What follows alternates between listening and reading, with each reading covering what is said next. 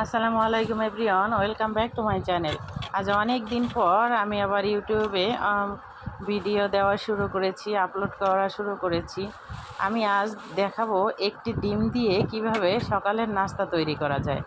আমি শুরুতেই আপনারা দেখেছেন কিছু আটা নিয়ে নিয়েছি, তার মধ্যে দিয়ে দিয়েছি চিনি। আমি পরিমাণটা নাইবা বললাম, ডেসক্রিপশন বক্সে লিখে দিব। যতটুকু আটা নিব তার অর্ধেক পরিমাণ চিনি নিব। তার মধ্যে দিয়ে দিলাম একটি ডিম, দিয়ে দিলাম একটু বেকিং পাউডার, এসব দিয়ে দিলাম একটু লবণ। এসব দেওয়ার পরে এখন আমি এটা ভালো করে মিক্স করে নিব। হ্যান্ড উইক্স দিয়ে মিক্স করে নিব। হ্যান্ড উইক্স দিয়ে মিক্স করলে অনেক সুবিধা, খুব সহজেই মেশানো যায় এবং ব্যাটারটা খুব ভালোভাবে তৈরি হয়। আমি এমনভাবে পানি ঢালতেছিলাম যেন বেশি না হয়। যদি পাতলা হয়ে যায় তাহলে আমি যেভাবে বানাতে চেয়েছি নাস্তাটা সেভাবে হবে না, ভালো লাগবে না। তাই আমি খুব আস্তে আস্তে করে পানি দিয়ে আমি খুব সুন্দর করে ব্যাটার তৈরি করে নিয়েছি। ব্যাটারটা খুব ভালোভাবে হ্যান্ড উইক্স দিয়ে নেড়ে নিতে হবে যাতে বেকিং পাউডার এবং ডিম খুব ভালোভাবে চিনি ময়দার সাথে মিশে যায়। দেখুন কত সুন্দর করে আমি মিক্স করে নিচ্ছি। বেশ কিছুক্ষণ ধরে মিক্স করে নিতে হবে যেন পিঠা যে নাস্তাটা বানাবো সেটা জানি খুব সুস্বাদু এবং দেখতে ইয়াম্মি লাগে। দেখুন আমি কিভাবে বানাচ্ছি। এটা একটি ননস্টিকের ফ্রাই প্যান, আপনারা অনেকেই দেখে থাকবেন, এটার সাথে অনেকেই পরিচিত। আমি তারপরও বললাম যে এটা যে কী সুবিধা হয়, চারটা একসাথেই বানানো যায়। দেখুন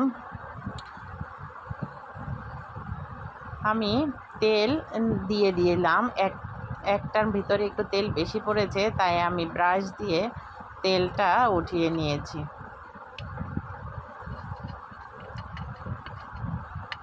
দেখুন কত সুন্দর হয়েছে।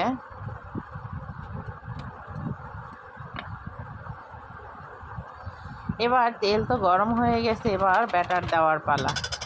আমি প্রথমে একটা একটু বেশি একটু কম হয়ে গিয়েছে, তারপরের বার ভালো হয়েছে। আপনারা একবারই একটু বেশি করে দিবেন যেন এটা ফুলে উপরে উঠে যায়। এটা ফুলে যদি উপরে উঠে যায় তাহলে খুব ভালো হয় এবং ফুলেও অনেক বেশি।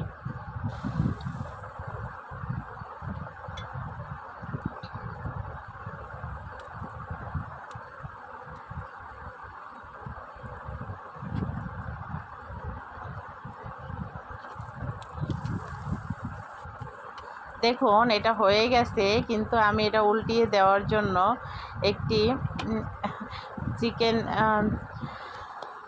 চিকেন স্টিক বানানোর জন্য, গ্রিল চিকেন বানানোর জন্য যে স্টিক ব্যবহার করা হয় সেটা আমি ব্যবহার করছিলাম, কিন্তু পেরে উঠছিলাম না। তাই আমি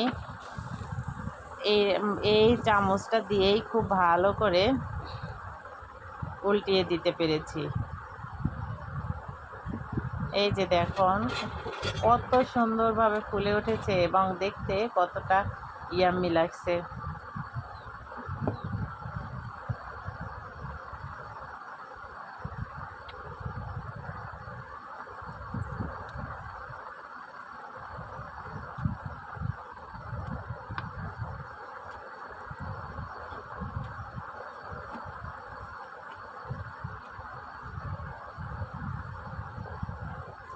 হয়ে গেছে আমার মজাদার নাস্তা।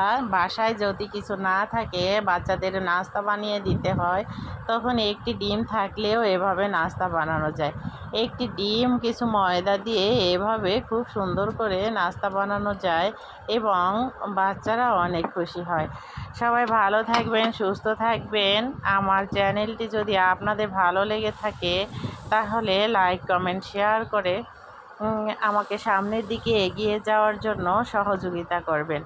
আবার দেখা হবে আমার ভিডিওর কোনো একটি অংশ আপনাদের সাথে শেয়ার করব এবং আপনাদের দোয়া কামনা করব এবং আপনাদের সহযোগিতা কামনা করব।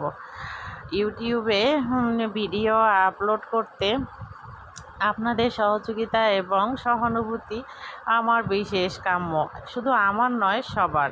সবাই ভালো থাকবেন। আসসালামু আলাইকুম।